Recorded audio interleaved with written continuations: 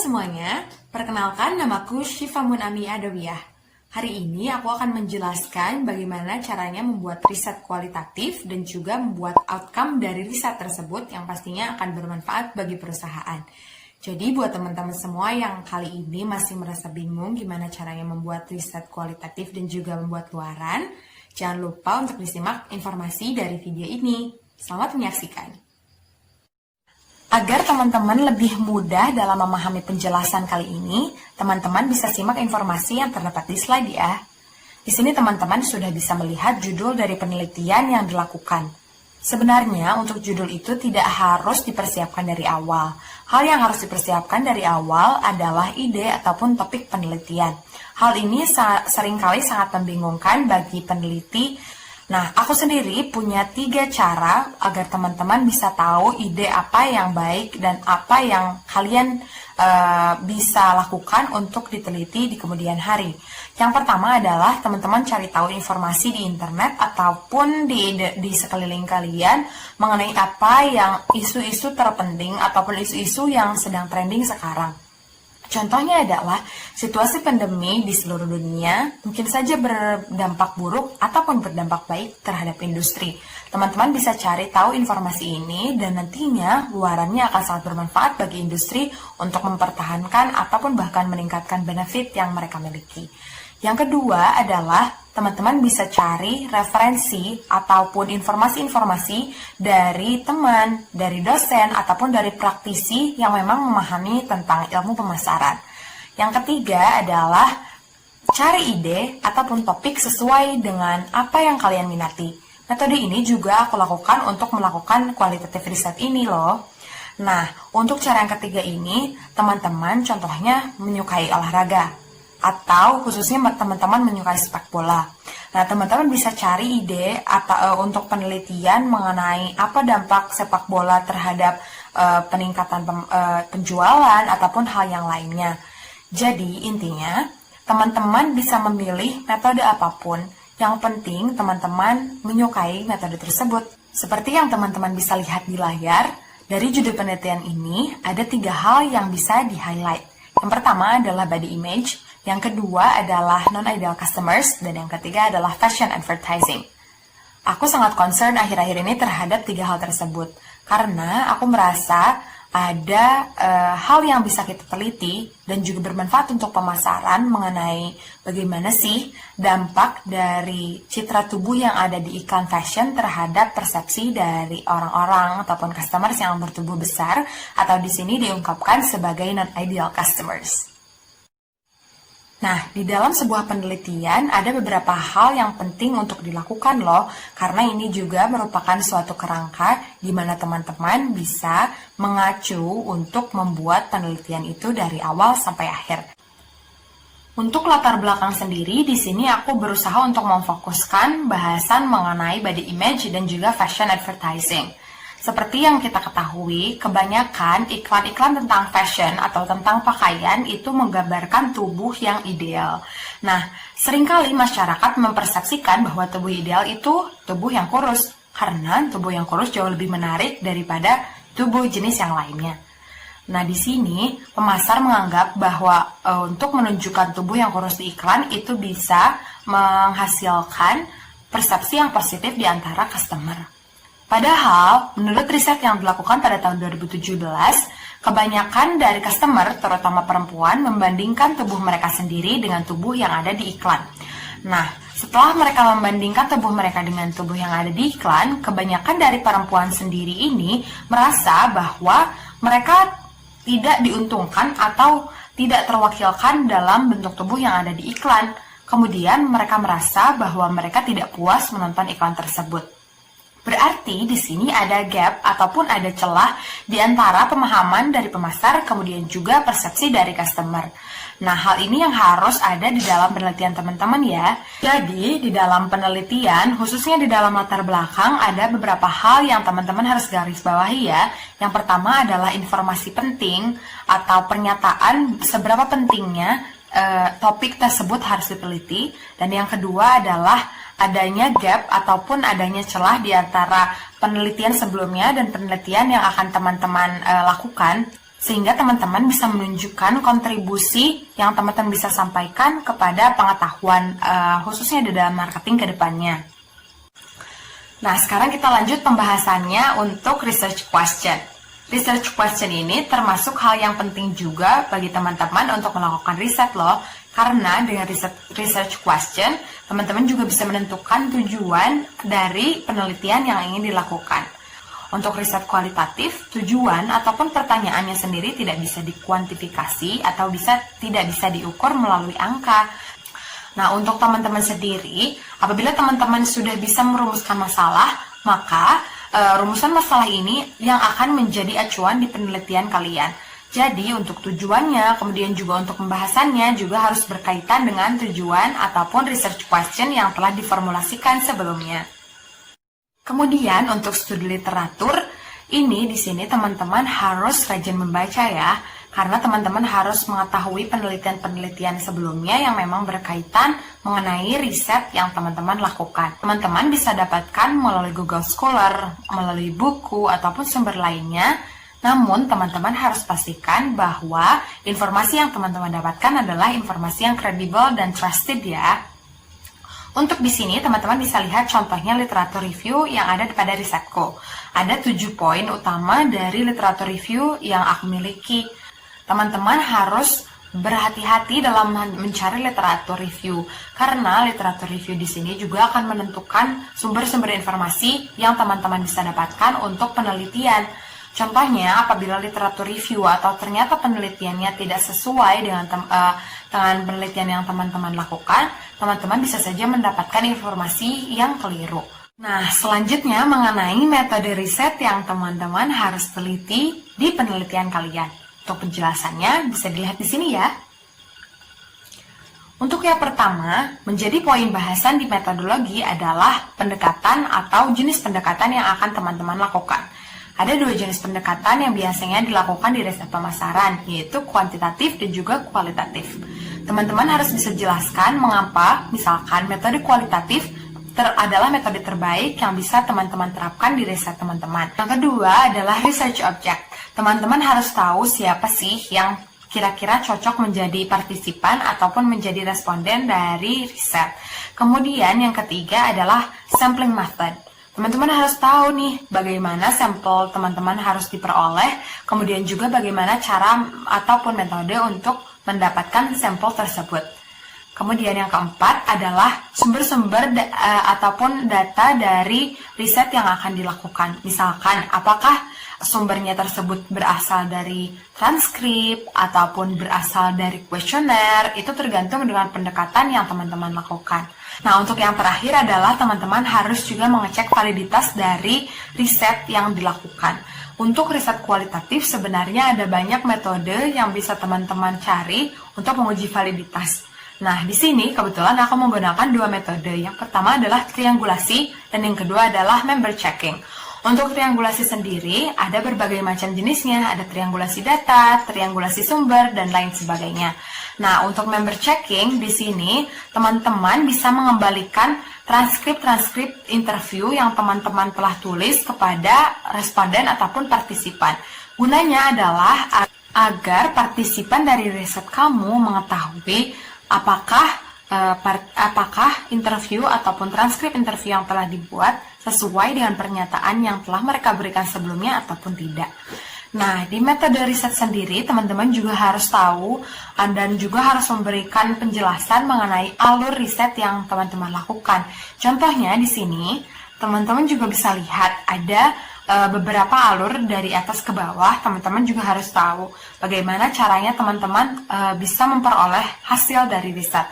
Mulai dari mengidentifikasi pertanyaan-pertanyaan, kemudian juga melakukan seleksi mengenai partisipan ataupun responden dari riset, kemudian juga tahu mengenai masalah-masalah dari riset yang harus diteliti, bagaimana menganalisis data, kemudian juga bagaimana outcome dibuat, dan yang terakhir adalah bagaimana teman-teman menuliskan laporan dan juga isi dan diskusi dari riset teman-teman.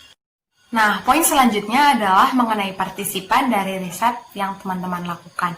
Untuk pemilihan partisipan tentunya disesuaikan dengan ide ataupun topik dari riset yang teman-teman akan lakukan ya.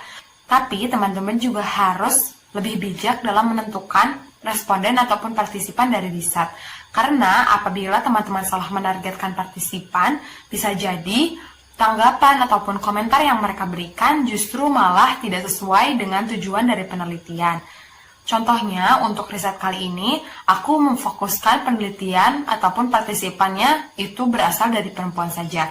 Karena berdasarkan informasi yang teman-teman juga bisa dapatkan dari latar belakang tadi, bahwa kebanyakan dari perempuan justru yang membandingkan tubuh mereka dengan tubuh model di iklan dan juga mereka merasa tidak diuntungkan dengan adanya model-model yang bertubuh kurus ataupun bertubuh ideal. Nah, teman-teman juga harus memperhatikan hal ini di riset teman-teman ya. Pastikan bahwa partisipannya memang sesuai dan juga bisa menjawab pertanyaan dan juga keluhannya. Jangan lupa, dalam penelitian, teman-teman juga harus mencari tahu informasi bukan hanya mengenai usia saja, tetapi juga untuk tingkat pendidikan dan juga untuk pendapatan. Karena hal ini juga siapa tahu akan bermanfaat bagi riset kalian ya. Sekarang yuk kita bahas mengenai data analysis atau analisis data. Nah, untuk qualitative research sendiri sebenarnya ada banyak metode untuk menganalisis data. Hanya saja di sini aku menggunakan Content Analysis Method dari Taylor, Powell, and Renner pada tahun 2003. Pada metode ini ada 5 proses yang harus dilakukan, mulai dari familiarizing with the data. Nah, pada proses ini teman-teman harus sangat memperhatikan dari data kualitatif. Nah, sebenarnya data kualitatif atau qualitative data ini apa sih? Jadi, data kualitatif adalah hasil dari interview atau transkrip interview yang kemudian akan diolah untuk bertujuan mendapatkan hasil penelitian. Selanjutnya, untuk proses yang kedua adalah emphasis on the analysis. Pada proses ini, kita mulai fokus terhadap analisis dari data yang telah kita dapatkan. Untuk detailnya, teman-teman bisa lihat poin nomor 1 ya. Nah, di sini bisa teman-teman lihat bahwa aku meng-highlight beberapa kata atau beberapa kalimat yang penting dalam transkrip interview.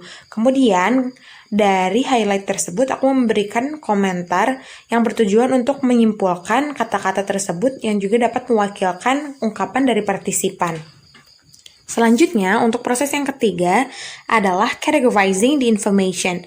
Pada proses ini, kita mulai mengkategorikan coding atau kode-kode yang telah kita dapatkan dalam proses sebelumnya, kemudian kita masukkan ke dalam file yang berbeda. Nah, untuk proses ini aku membutuhkan Microsoft Excel untuk menyatukan kategori-kategori dari data yang dianalisis. Nah, di sini teman-teman bisa lihat dari poin nomor 2, ada berbagai macam warna yang bisa dilihat. Nah, warna-warna ini sebenarnya menunjukkan kategori-kategori dari data yang berbeda. Untuk kategori sendiri, sebenarnya teman-teman bisa ditentukan di awal ataupun di akhir penelitian. Misalkan, untuk menentukan kategori dari awal, teman-teman bisa membuat kategori-kategori tersebut sesuai dengan teori yang didapatkan atau teori yang diterapkan dalam riset teman-teman.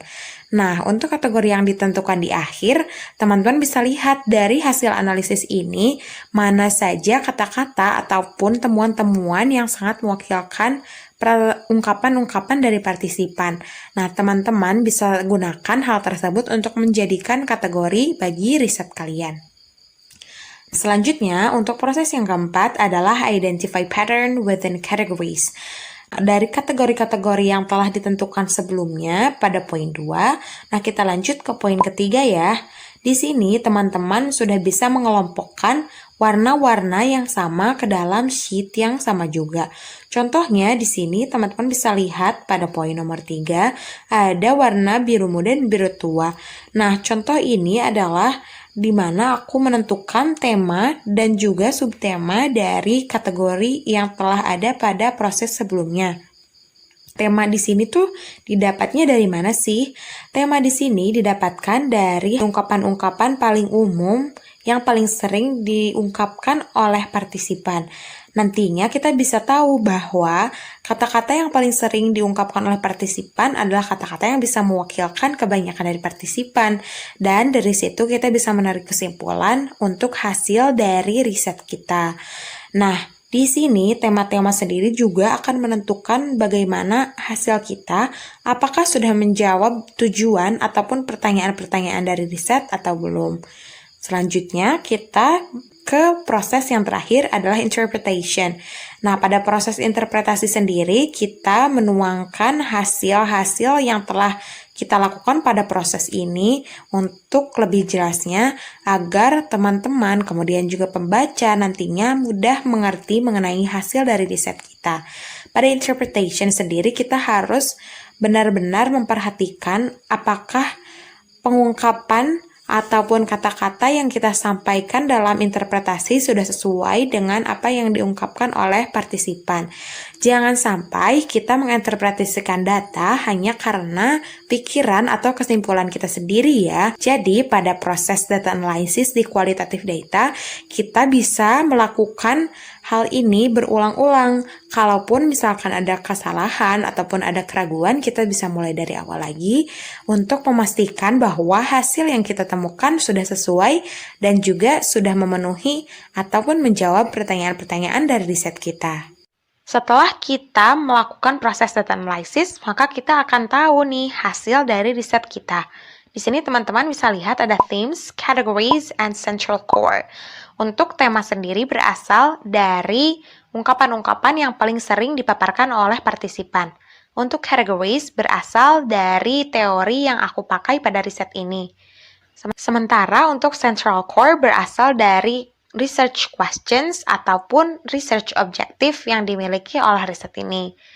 Nah, coba aku jelaskan untuk kategori yang pertama yaitu self-discrepancy on non-ideal customers.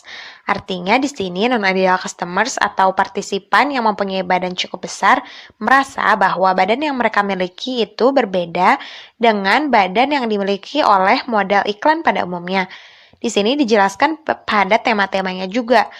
Customers seringkali mempersepsikan bahwa badan mereka non-ideal karena mereka memiliki badan yang lebih besar dan juga tidak semenarik badan-badan wanita pada umumnya.